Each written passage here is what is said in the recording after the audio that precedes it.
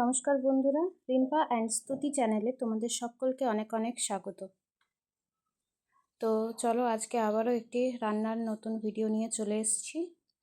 আজকে রান্না করছি দুধ শুক্তো। তো কিভাবে বানাচ্ছি সেই প্রসেসটাই তোমাদের সাথে শেয়ার করে নিচ্ছি। তার জন্য প্রথমেই দেখো কড়াইটা গরম করে নিয়ে ওর মধ্যে 1 চা চামচ মতন রাঁধুনি দিয়ে দিয়েছি, তারপরে দিয়ে দিয়েছি একটা শুকনো লঙ্কাকে ভেঙে, আর তারপরে তেল দেওয়ার পরে তেলের মধ্যে করলাটা দিয়ে দিয়েছি ভাজার জন্য। ঢাকা দিয়ে দিয়ে আমি ভেজে নিচ্ছি। একটু বেশি করে ভেজে নিলে তেতোটা কম লাগে আর খেতেও স্বাদটা ভালো হয়। তো এরপরে করলাটা ভাজা হয়ে যাওয়ার পরে এর মধ্যে কাঁচকলাগুলো দিয়ে একটু নেড়ে চেড়ে ভেজে নেব। কালকে বর্মশাই বাজারে গিয়ে অনেক রকমের সবজি নিয়ে এসেছিল।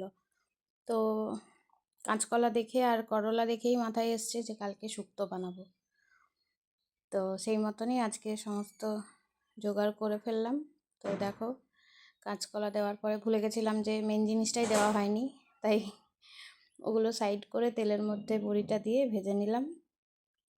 বড়ি ছাড়া কি শুক্তো মানায় তোমরাই বলো? আমার তো দারুণ লাগে বড়ি দিয়ে খেতে, হাজব্যান্ডও ভালোবাসে। তো দেখো এবার দিয়ে দিচ্ছি রাঙা আলু। তো এবার রাঙা আলুটা দেওয়ার পরেও নেড়ে চেড়ে ভেজে নেব।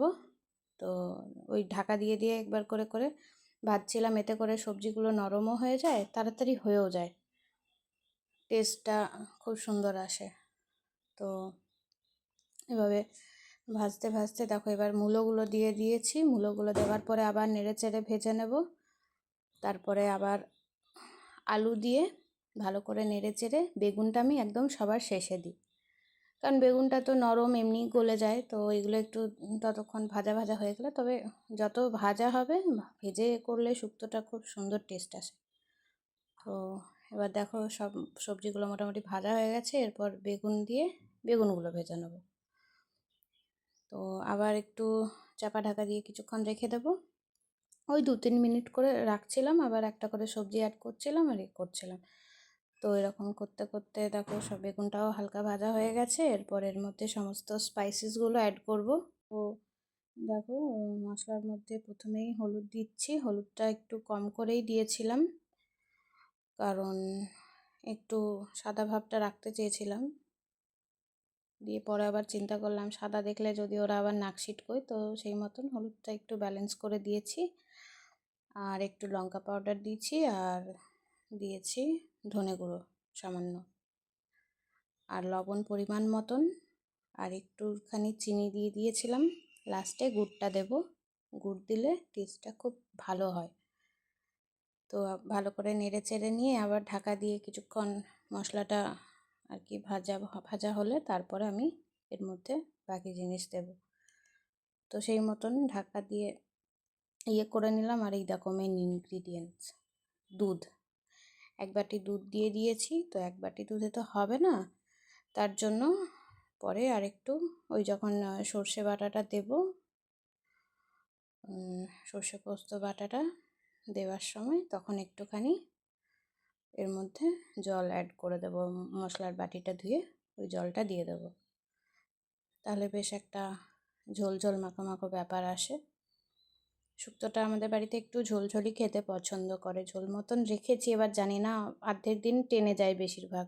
তো এবার একটু বেশি করে ঝোলটা রেখেছি, দেখা যাক খাওয়ার সময় কি থাকে। তো দেখো এইভাবে করে নিয়ে ওই যে মশলা ধোয়া বাটির জলটা দিয়ে দিলাম। তারপরে একটু একদম সিমে করে আঁচটাকে ঢাকা দিয়ে 10 মিনিট মতন রান্না করব। তো তেজপাতার কাজ শেষ হয়ে যাওয়ায় ওকে তুলে ফেলে দিলাম, নাহলে ওই যে বলেছি খাবার খেতে দেওয়ার সময় প্রচণ্ড অসুবিধে করে।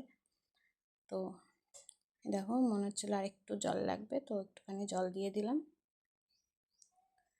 এরপর একটু চাপা ঢাকা দিয়ে 10 মিনিট রেখে দিলেই আমার শুক্তো রেডি হয়ে যাবে। আর নামানোর আগে অবশ্যই কাঁচা সর্ষের তেল দিতে কেউ ভুলো না। ওই কাঁচা সর্ষের তেলের জাদুটাতেই একদম মানে স্বর্গীয় স্বাদ আসে আর কি শুক্তোর। তো কারা কারা শুক্তো খেতে ভালোবাসো কমেন্ট করে অবশ্যই জানাবে। আর রান্নাটা যদি ভালো লেগে থাকে অবশ্যই একটা লাইক দিয়ে দিও।